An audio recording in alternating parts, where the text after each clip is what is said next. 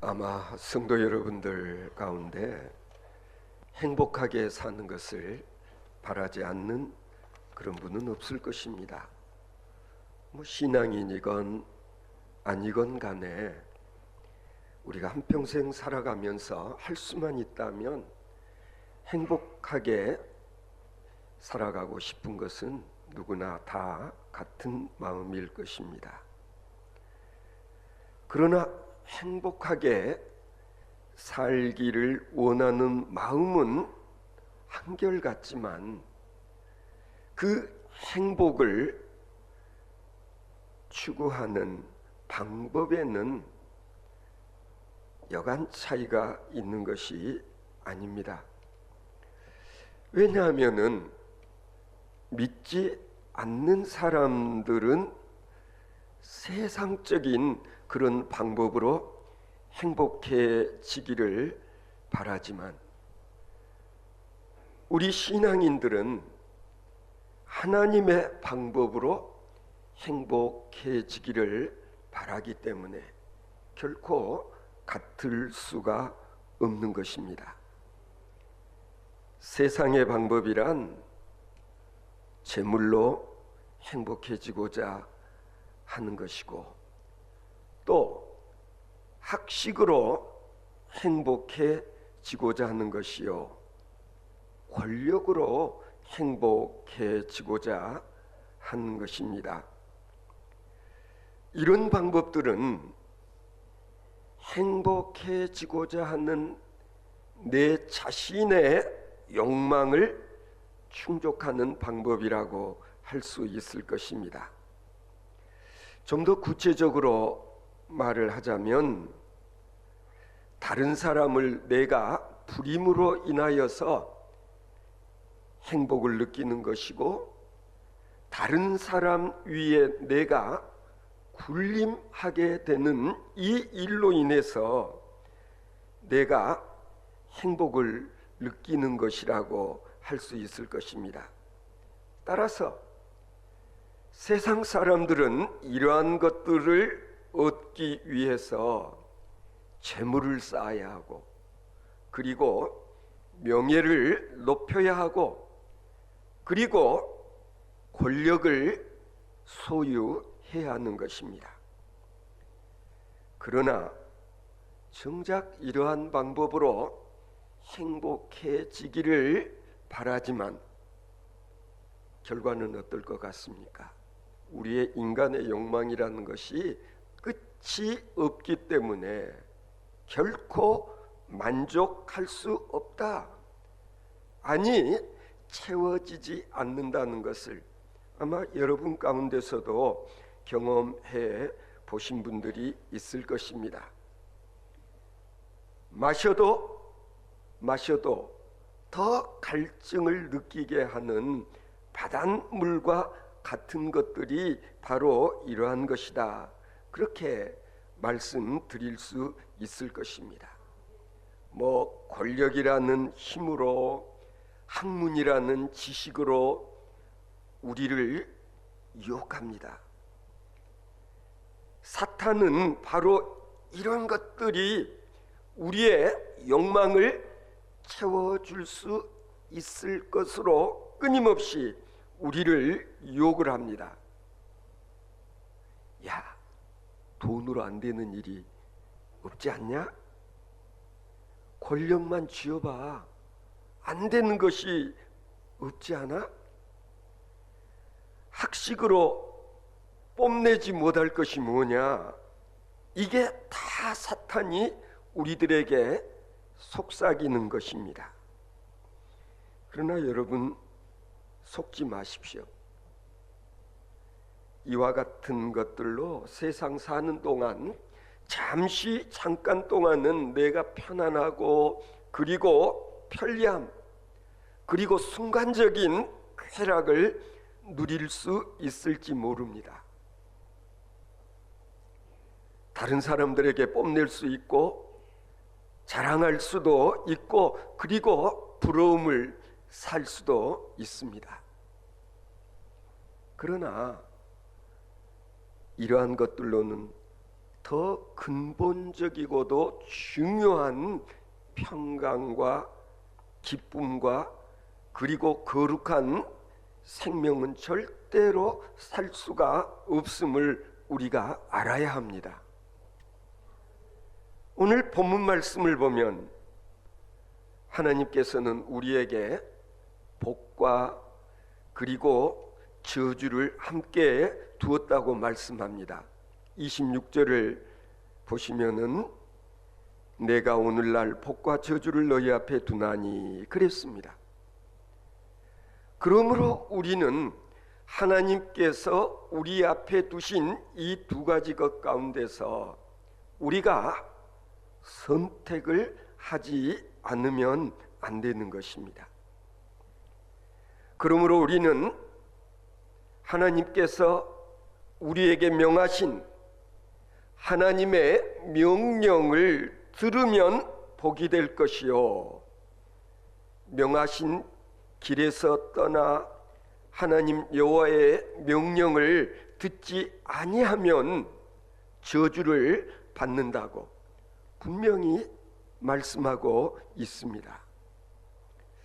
우리가 여기서 분명히 알아야 할 것은 복이라고 하는 것이 무엇이냐 하면, 복은 어떤 상태가 아니라 우리가 복을 어떻게 인식하고 그 복을 누릴 수 있는 태세를 갖추느냐에 따라서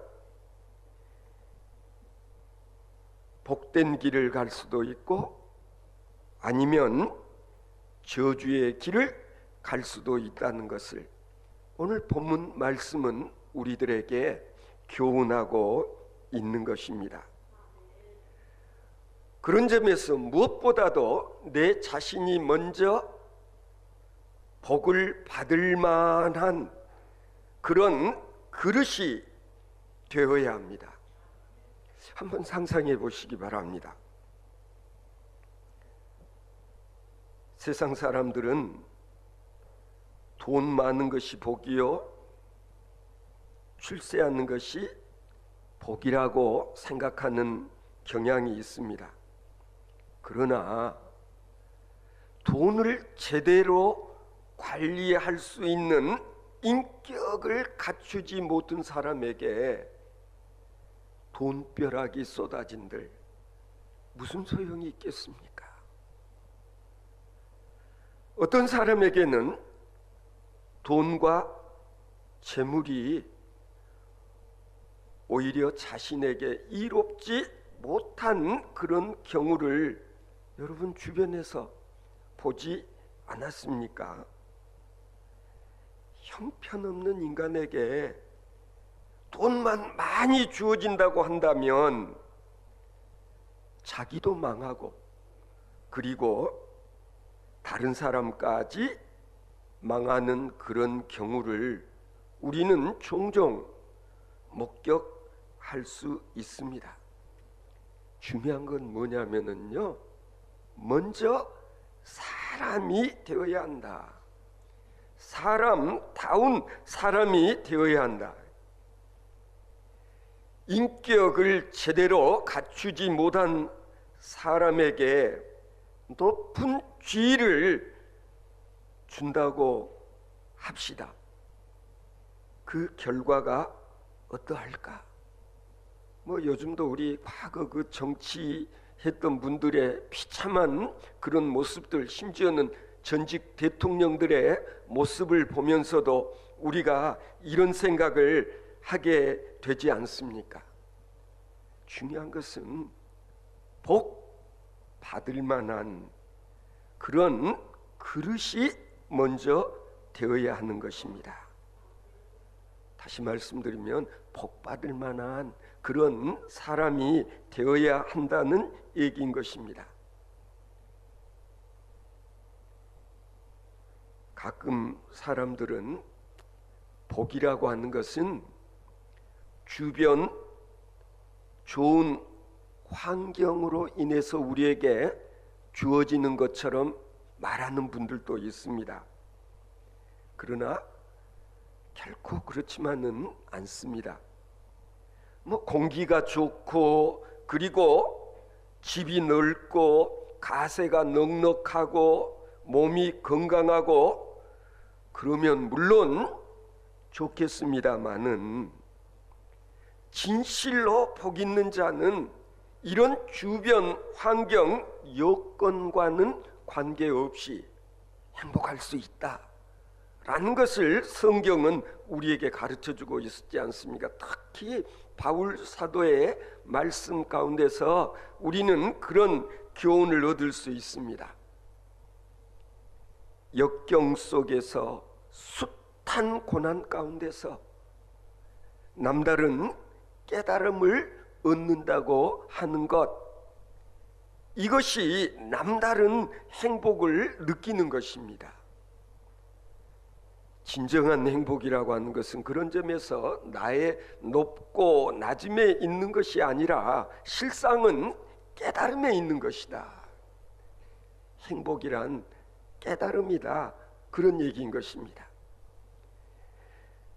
내가 하나님 앞에 바로 서느냐 그렇지 않느냐 하는 데서 복과 저주가 결정되어진다라는 것입니다. 다시 말씀드리면 하나님의 말씀에 순종하는 삶을 사는 사람은 어떤 형편과 처지에서도 범사에 감사하고 그리고 항상 기쁨의 삶을 살 수 있다고 바울 사도는 고백하지 않았습니까? 하나님의 명령에 순종하는 것이 복 있는 자의 삶이라고 하는데 오늘 본문에는 좀 더 구체적으로 말씀을 하고 있습니다. 신명기 10장 12절을 한번 보시면은요, 내 하나님 여호와께서 내게 요구하시는 것이 무엇이냐? 하나님 여호와를 경외하고 그를 사랑하며 마음을 다하고 성품을 다하여 내 하나님 여호와를 섬기라 그랬습니다. 이것이 바로 내 행복을 위한 하나님의 계명이라고 하는 것입니다. 뿐만 아닙니다. 18절 19절을 보시면은요, 하나님께서 고아와 과부를 위하여 정의를 행하시며 나그네를 사랑하여 그에게 떡과 옷을 주시나니 너희는 나그네를 사랑하라.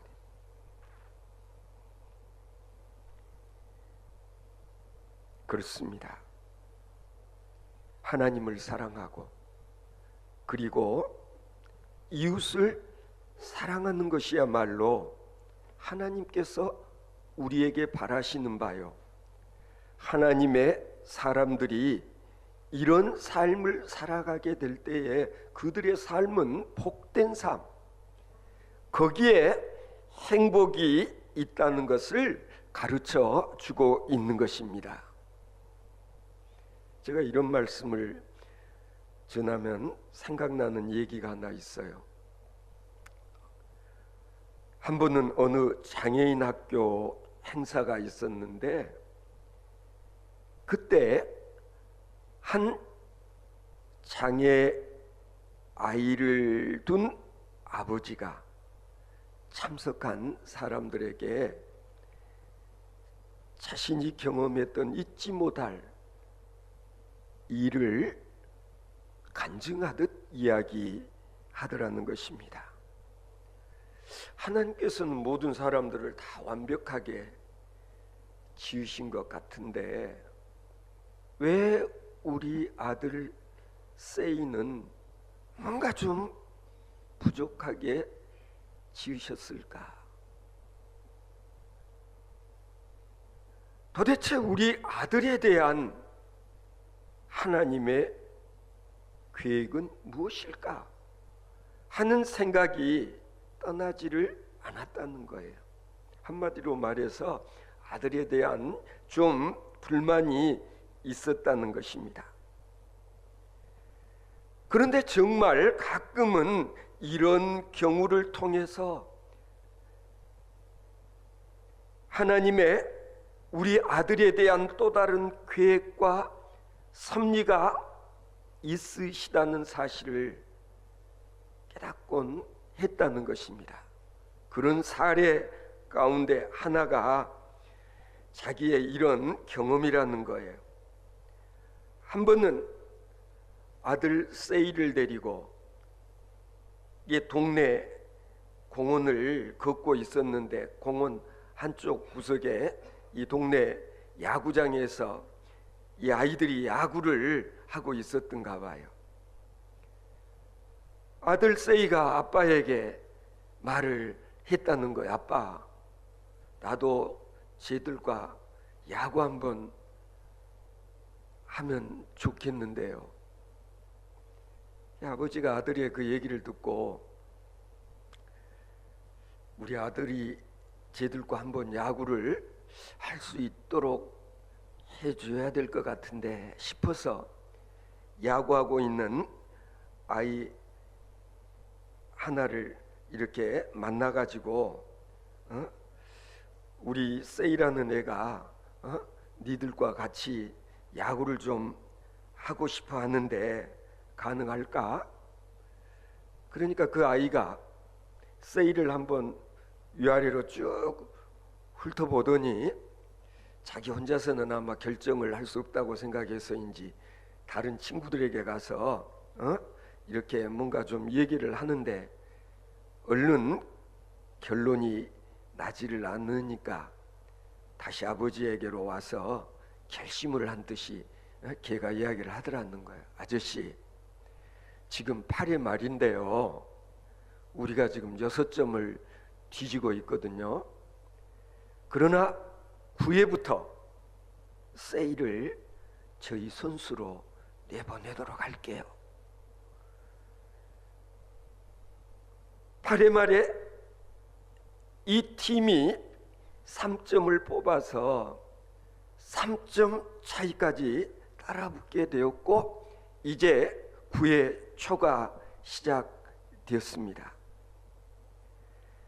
아들 세이는 생전 처음으로 야구 그러브를 끼고 야외 수비수로 나가 섰습니다. 비록 타구는 아들 세이에게로 한 번도 오지 않아도 지금 아들 세이는 너무 기뻐가지고 막 아빠에게 연신 V자를 막 그려서 보이며 막 좋아 어쩔 줄을 몰라 했고, 아버지는 아버지대로 막 세이에게 막 이렇게 격려 박수를 보내주고 그랬던가 봐요.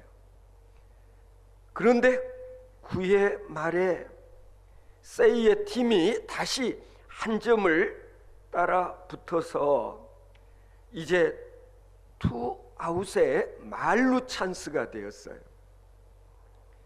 자, 이제 역전 주자까지 나가 있는 상태에서 이제는 세이가 타석에 들어갈 차례인데 뻔하잖아요. 아직 한 번도 야구를 못 해본 이 세이가 가서 이거 안타를 친다는 것은 거의 불가능한 일인데 대타 기용을 해야 될 지금 그런 상황이었어요.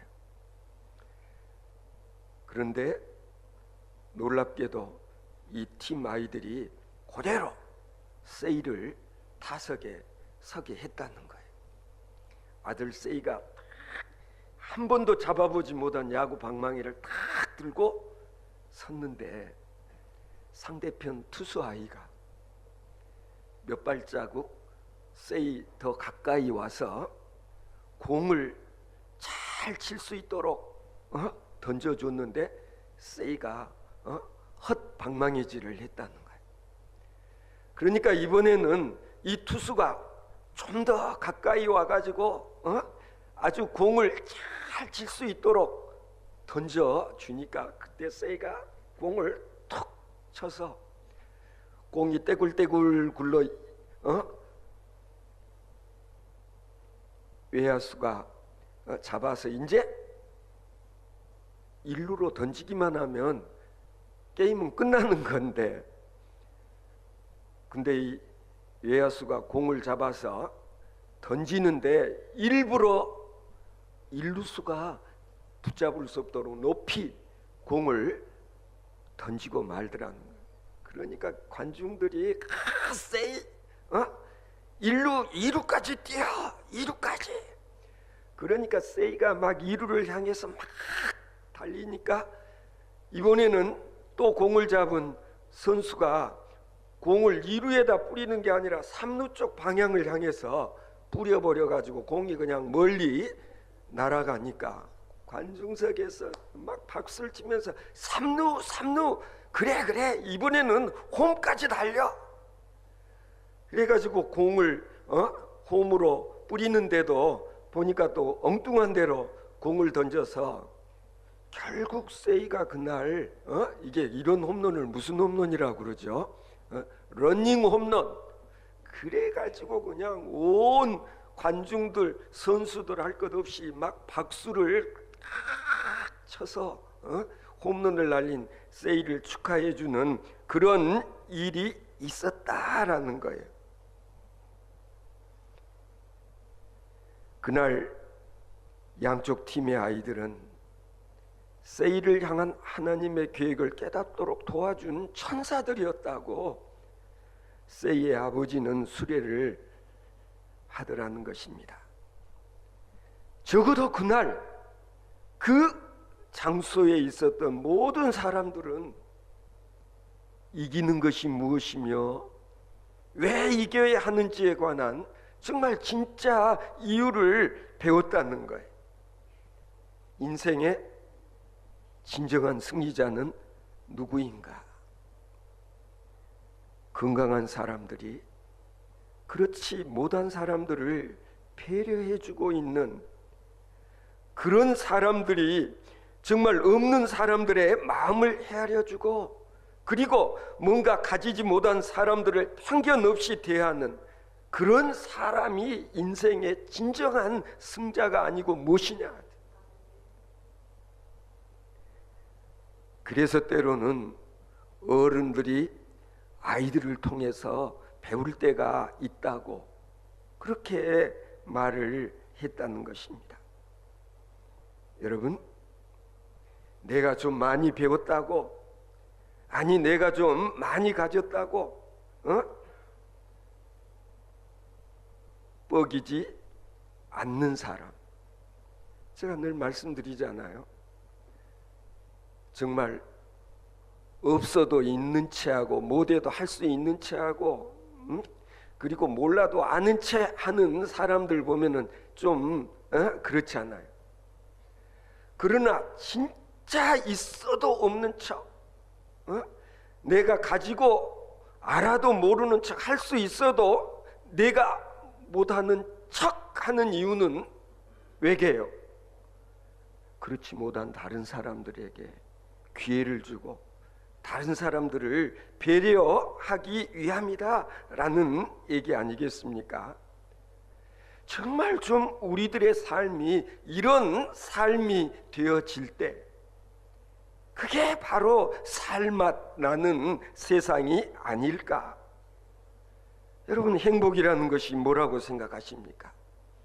진짜 우리가 좀 이런 삶을 통해서 감동을 받고 그리고 보람과 기쁨을 누리는 그런 삶이 진정 행복한 삶이 아니겠는가?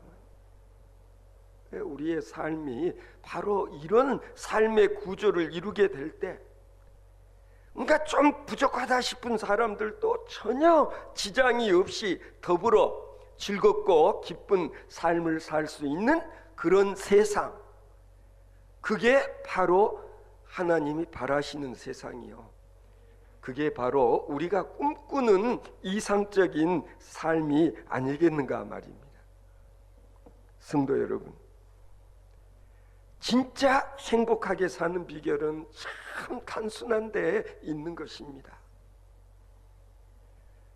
복된 환경보다도 진짜 내가 복된 자가 되는 일이 중요하다. 복된 자는 복된 길을 가기 마련입니다.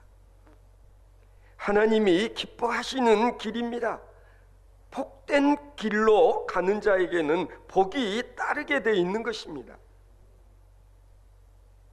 내가 복을 따라가는 것이 아니고 내가 복된 자가 되면 복이 나를 따라온다는 사실을 여러분 다 경험할 수 있게 되기를 바랍니다. 하나님을 사랑하는 마음으로 내 자신을 너보다 더 낮추며 하나님을 섬기고자 하는 마음으로 너를 섬기고자 할 때 세상은 참으로 보람 있고 의미 있고 그리고 기쁨이 가득한 진실로 행복한 삶의 자리가 되어질 수 있는 것입니다. 저는 그런 점에서 우리 드림교회가 누구라도 오면 바로 이런 느낌, 이런 분위기, 그래서 여기만 오면 마음이 포근해지고 그리고 함께 더불어 살아가는 것이 즐거움이요 기쁨이요 그리고 하나님께서 주시는 축복의 열매를 풍성히 거둘 수 있는 곳이 바로 우리 드림교회 되어질 수 있기를 바랍니다. 성도 여러분, 예수님께서 본을 보여주신 대로 내가 섬김을 받으려 하는 것이 아니라 내가 먼저 섬기는 삶을 살게 되면 우리는 복 있는 자로서 복된 길을 가게 되는 줄로 믿습니다.